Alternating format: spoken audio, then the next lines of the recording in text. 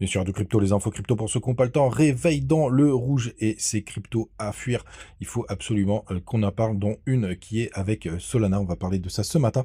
Et quand même une petite surprise en fin de vidéo. C'est parti avec un BTC qui repasse sous les 48 000 dollars, 47 950. On perd 0,7%, quasiment 1%. Ether qui peut corriger un peu plus sur ce dump. On est juste en dessous des 2500 dollars. C'est très très rouge ce matin. Il y a beaucoup de dévissages comme Missile Sol qui perd 4%, on a ADA et Avex qui perdent 5%, CryptoClebar 3%, Matic qui perd 4,5%.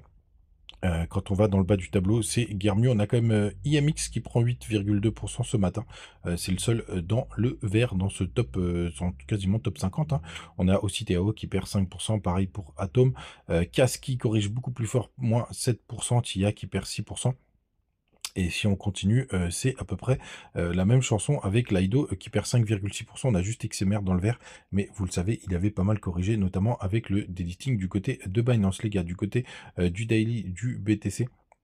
Donc on enchaîne les bougies vertes depuis quelques jours. On aurait potentiellement une première bougie rouge. Hein. On est toujours dans la zone de rechargement de short de tout le mouvement depuis le top du bull run jusque tout simplement aux 15 500 dollars, donc le bas du bear market, hein, puisque maintenant on peut considérer que c'était le point bas. Même si le BTC peut toujours nous faire des surprises. Et en weekly, on a une énième bougie verte. Alors celle-ci, elle est magnifique parce qu'en plus, c'est une bougie pleine. Hein. Je vous cache pas que c'est assez boule. En plus, on a quand même une petite divergence qui se forme du RSI. On va voir ce que ça va donner pour la confirmer. En plus, il faut breaker le plus haut. Donc, grande méfiance, bien entendu, on est sur une zone de retournement, mais pour l'instant, la bougie verte est assez encourageante du côté du weekly. Ce qui est important aussi de noter, c'est qu'on a un petit gap CME qui s'est formé. Je vous l'ai dit hier, si jamais on va chercher des nouveaux plus hauts, il y a un gap qui va se former. Il faut passer en 4 heures pour bien le voir. Regardez comme il est beau. On commence déjà à essayer de le combler. Donc, il part de cette zone donc des 48 450 dollars jusqu'aux 47 700, allez, c'est 47 900. Donc, on est en train de commencer à le combler. Ça devrait agir comme un aimant, ça m'étonnerait pas. Je pense qu'on va aller le combler dans la journée. Donc, c'est jusqu'aux 47 925. Et vous le voyez, ça commence déjà à corriger. Du côté de THBTC, on continue la dégringolade, mais c'est plutôt sain. On se surveille ça de très très près. Je pense pas qu'on ira chercher des nouveaux plus bas. La belle zone de rebond, la zone idéale, ce serait vers les 0,78,6 du dernier moment. Donc c'est vers les 0,51 ou 0,52,82. Très exactement, 50,82, pardon. Donc on va voir ce que ça va donner. Mais ce serait pertinent d'avoir un joli rebond dans cette zone. Les gars, n'hésitez pas à nous joindre du côté Telegram.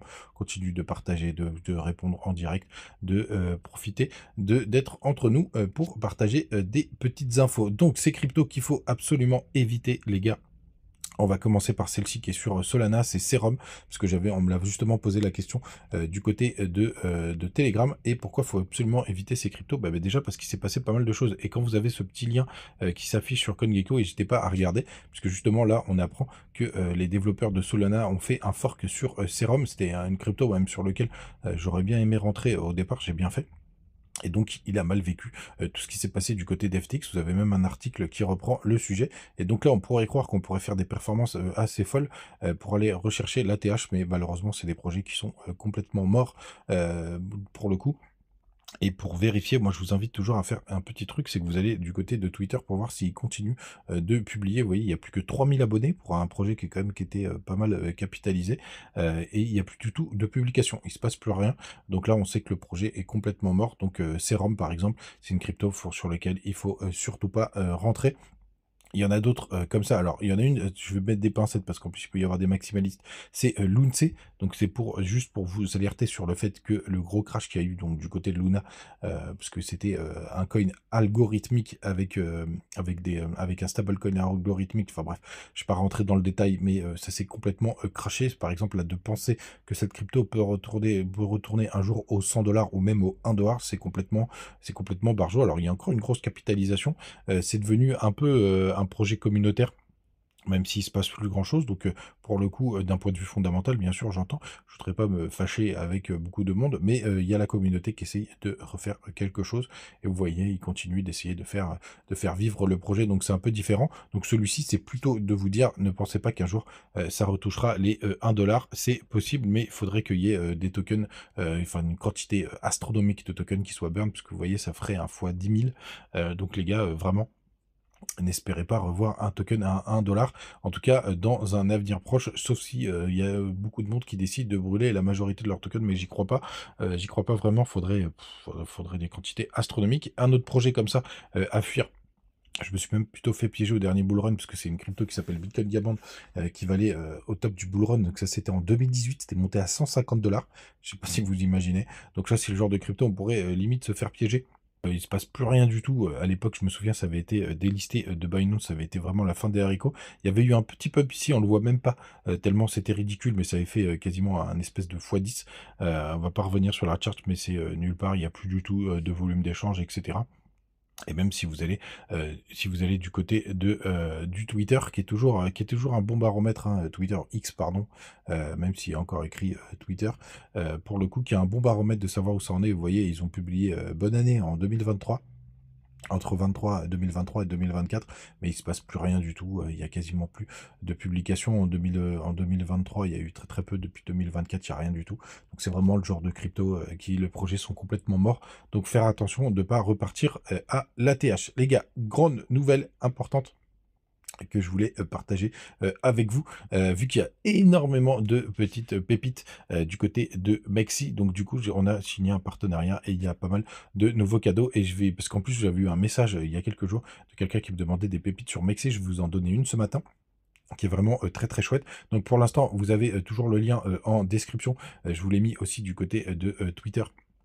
Et vous avez des petits bonus jusqu'au 12 mars, notamment, des bonus de trading, des bonus de dépôt, et cetera, en plus des bonus de frais. Donc n'hésitez pas à venir, en profiter. Je vous les laisse en lien et je vous donne ma première crypto pépite. Alors je suis un petit peu embêté parce que je l'ai partagé hier du côté, de Telegram et c'est Octa, c'est Clore, pardon. Il y a Octa aussi, mais Octa, pour l'instant, je suis en train de rentrer en DCA. Je voulais partager, elle était à 0,14, elle a pas mal pump ce matin.